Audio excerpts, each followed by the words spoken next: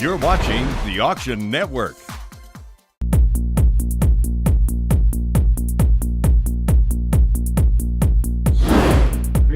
It's been a record-setting day at Bonhams Butterfields, California, and American Paintings and Sculpture Auction. 3750, 4,000, 17,000, 18, 19, 20, 3,500. But it wasn't only oil paintings that were up for sale today.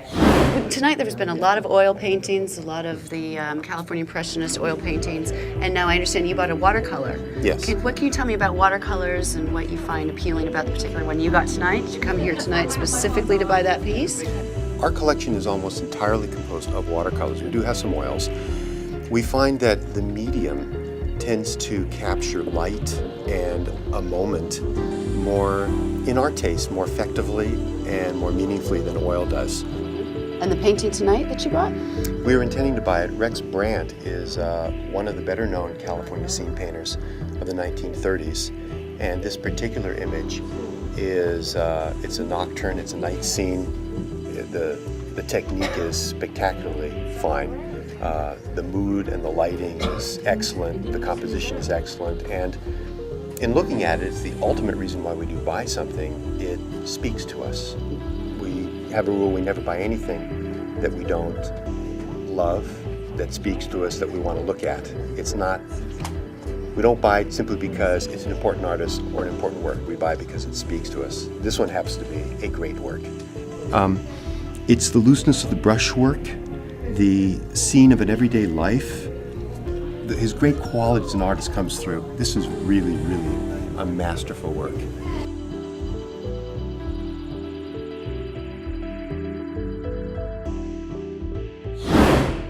This gentleman flew from Hawaii to be here for the auction today. You know, I'm from Honolulu, Hawaii, and my family's been collecting paintings probably since about 1930s, 1940s. And I collect late 19th, early 20th century Hawaiian paintings. And I came to bid on these three paintings. I was only able to get the Robert Lee Estridge. And he's got some good advice for new collectors. But if you're just starting to collect, you should really know what you're doing. I mean, you study, read, talk to people who are knowledgeable, see other examples of what interests you, be it volcanoes, whatever it is. You have to go and see other examples. So you go to your museums and you really need to see it more so than just the book, and buy what you want to keep, not for an investment, because sometimes you pay more than you'll ever be able to get.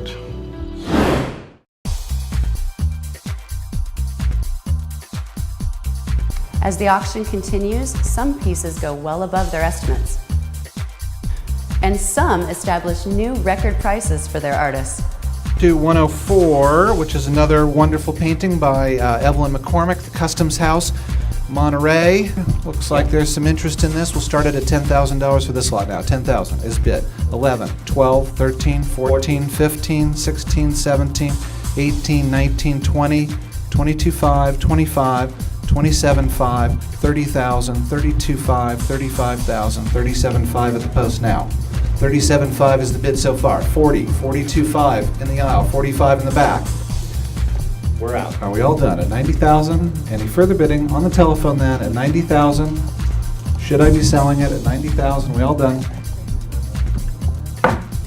2231 for 90,000. Thank you all. Beautiful painting. Lot 29 is coming up. The Laura Adams armor for the Hopi women, and let's open this example at $4,000. 4,000 starts at $4,250 now. 45 against you. 750 ahead of you. 5 if you wish. 5,000 now. The bid go 55. 5,500. 6,000. Here 6,500. 7,000 with us ahead of you. 7,500. 8,000. With you. 8,500. 9,000. 9,000. 9,500. 10,000. 10. 11 yes or no? 11,000. Bid. 12,000. 12,000. 13,000. 14,000. 15,000. 16. 17,000. $18,000, $19,000, $20,000, $22,500. Thank you. We're at $22,500, Patrick. Thank you. Thank you. $22,500 with the LA bidder. Any advance? Last chance. Sold for $22,500. And when the gavel dropped for the last time, over $7 million worth of painting and sculpture had been auctioned off. I had a chance to sit down with Scott Levitt and discuss the auction. All right, so how did the bidding go? Bidding was strong. It really was. I was pleased. As an auctioneer, you look down, and on the auction sheets, the way our system is set up, it will show you whether you have phone bidders, for instance, on something. And practically every item had 1 to, in some cases, 11 phone bidders on every item. I mean, it was unbelievable. So very strong bidding, and we were very happy to see that. Particularly on the choice pieces, it was a lot of real depth in the bidding, and that's great because underbidders are as important as bidders. Absolutely. It seemed like, sort of as predicted, the big ticket items, the real special, fresh pieces that I thought were extra good works did very well. The E. Charlton Fortune painting and the Guy Rose. Once those get sold, there's an enormous weight lifted off of my shoulders of feeling that the heavy lifting is over. And it makes a great energy in the room, and Absolutely. everybody gets excited. Absolutely, it's great. And what do you see as far as the trends for the art buying market? There's definitely seems to be a lean towards modern works. The contemporary market is very hot right now, has been for a while, and continues to be hot as best one can tell. That works that have a modernist flair to them, something that maybe has a little cubistic influence or some abstraction, something other than just a generic portrait, landscape, still life. Those definitely seem to get more attention than they used to. So we did have a few pieces that had that influence in them.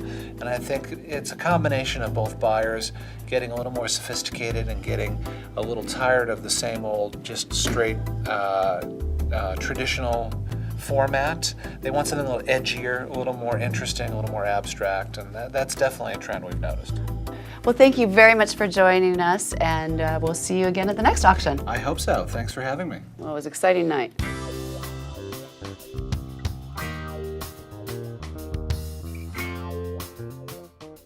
Thank you for joining us at the Bonhams and Butterfields Californian and American Paintings Auction.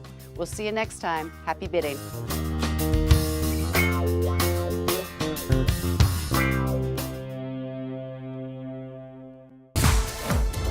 To register for future live auctions, go to auctionnetwork.com.